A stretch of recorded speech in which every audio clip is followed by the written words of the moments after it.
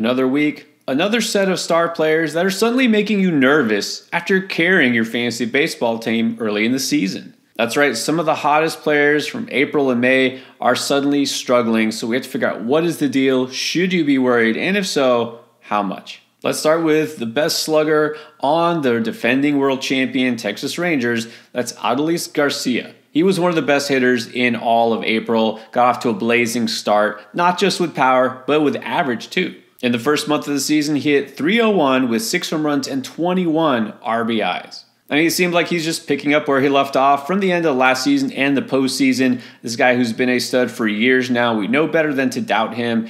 And so there's just business as usual here. He's a stud, you keep going with him. And then all of a sudden, the power started to dry up a little bit, but even more so, it's the batting average. I mean, it went from good to scary in a hurry. In the month of May, he hit .165, and then now in June, it's somehow gotten worse, only hitting .125 after the first 9 days of June.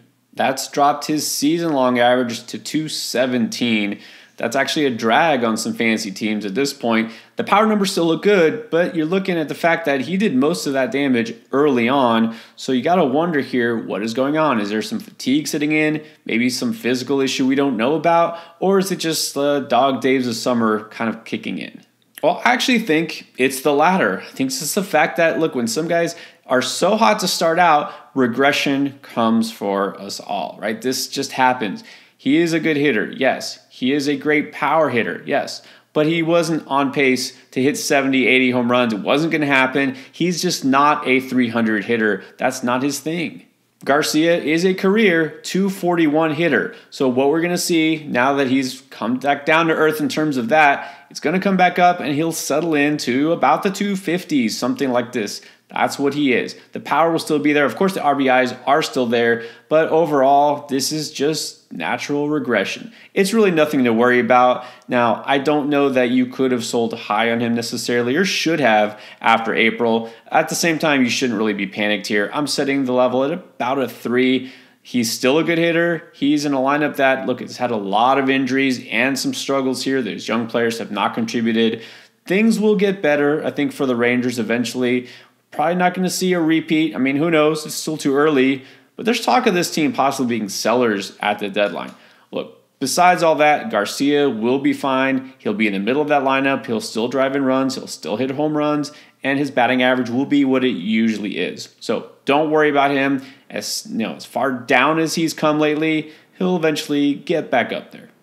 Now, on the other hand, you might be wondering, why would we be worrying about Christian Yelich? This guy's hitting .324. He's looking pretty much like he normally does, which is to say a fantasy stud, except that you might have noticed if you've got him on your team, unlike Adolis Garcia, the power is kind of non-existent lately. Yelich doesn't have a home run since May 29th, which is to say that he hasn't hit one yet since the calendar flipped to June, but also he's only got 1 home run over the past month. With Yelich, we're looking for average, but we're also looking for some power, right? This is why he was drafted so high. I mean, he's being among the elite in fantasy because he helps you in every category. Now, he's obviously helping you with batting average. He's still getting hits. That's not a concern. And he is still stealing bases. He's got 10 so far in just 39 games this season. Remember, he did miss a stretch with injury. But you've got to wonder, being as how it was the back, and he's had recurring back issues throughout his career, is this maybe draining him of his power? Is he settling just for line drives and singles, maybe the occasional double, and not even trying to lift the ball as much? Is there something going on here that should concern us that maybe he's not even going to get to the 20 home run mark this season?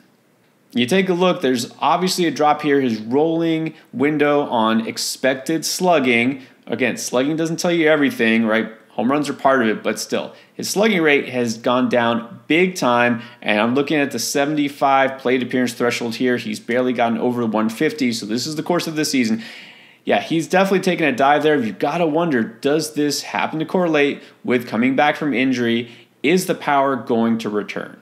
I'd be lying if I said I wasn't a little bit worried because, this is somebody who isn't truly a power hitter. We saw the course of career with Yelich, starting out with the Marlins. He was more of just a slap hitter, a doubles hitter. The power didn't really take off until the launch angle shifted with it. People were waiting for this to happen. It happened. He had his MVP season, and then he kind of settled back into being a 20, 25 homer guy, right? That's still reasonable to expect. I am worried about the back. That's what I'm worried about. Will it crop up again? Is this something that is really going to affect him over the course of this season? I don't know the answer to that, but it's possible. Right now, I'll just say he's still contributing to your fantasy team. I'm not too worried as long as he's out there every day, but I'll set the level at about a 5 on the panic meter because it is possible that his power numbers dip compared to the last couple of seasons. And, of course, hate to say it, an IL stint is always possible in the future as well. Now, how about a frontline starter that I don't know if you really are panicked about, but maybe you should start raising an eyebrow to Dylan Cease, because what we've seen lately from him has been very different from what we saw early in the season. He hasn't had any disastrous starts lately, nothing that would make you really take notice and say we got to be worried here. But, man, he was lights out in the month of April, but lately, all of a sudden, he just hasn't had any of those shutdown performances. In fact, he has allowed at least 3 earned runs in each of his past 5 starts. He hasn't had any really great starts. Let's go back to the rolling windows here. You look at xWOBA, that's expected weighted on-base average. This is a very good measure of how a pitcher is doing just overall in terms of allowing hitters to get on base in general. Well, you can see there's a big jump here as of late. I mean, the past few starts have been very different for him. Now, it's good to see that the strikeout numbers are pretty much still there. Struck out 6 in his latest outing, 5 before that, 9 before that. So even when he's not necessarily on his game, he's at least helping you with the strikeouts. I also don't think there are any physical issues to be concerned about here. His pitch velocity has remained steady throughout his season, so nothing here that should bother him going forward. Is this, again, just a matter of a guy being so good that he was eventually bound to regress? Yeah, pretty much. Cease got a huge upgrade in team context when he was traded away from the White Sox. Padres, pretty good spot for pitchers.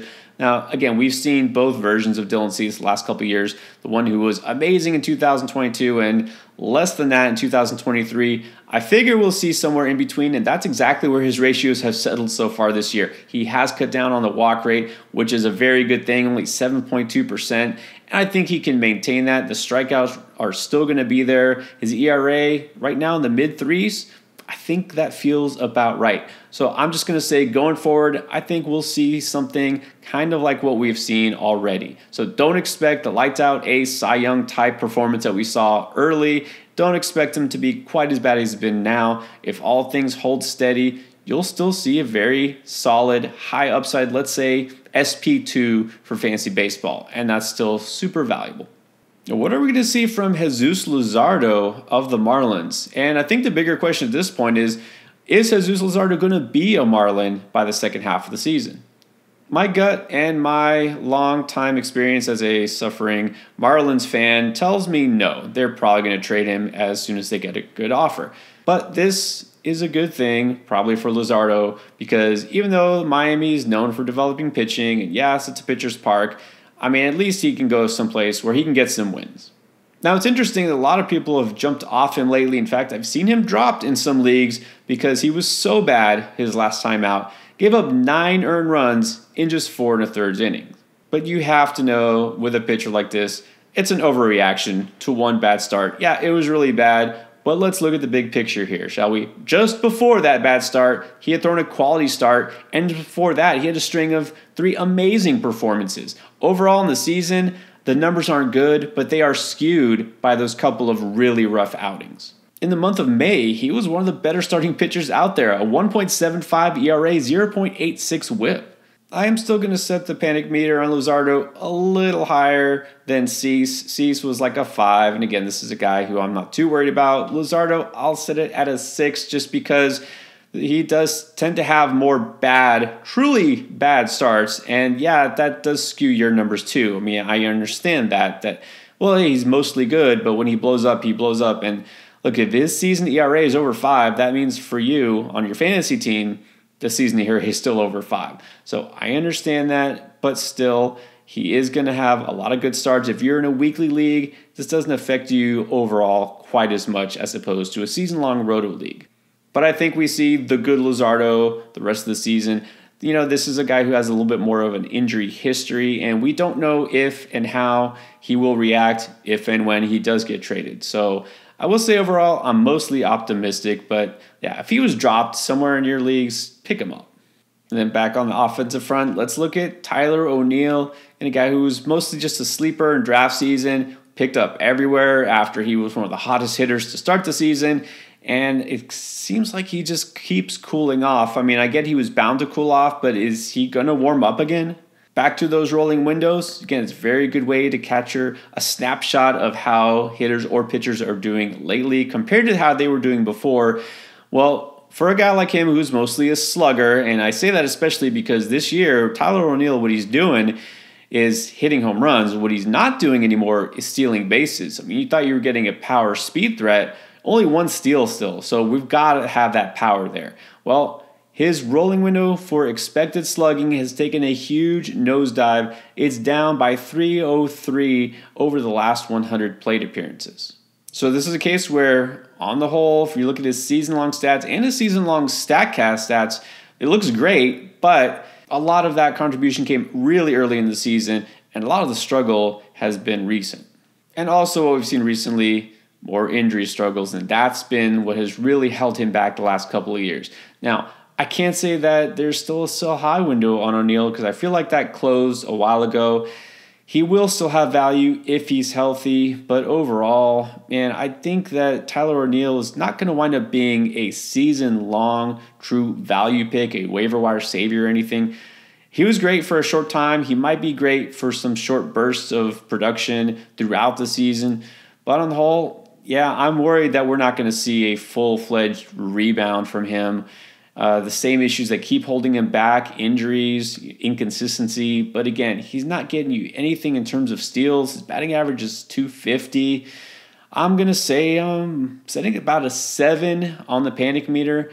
I have a feeling that maybe we got our hopes up and our expectations up too much with O'Neill early in the season. With another week of fantasy baseball about to get started, it's not too late to make some smart waiver wire pickups, so check out the latest waiver wire video for the priorities that you should be looking for.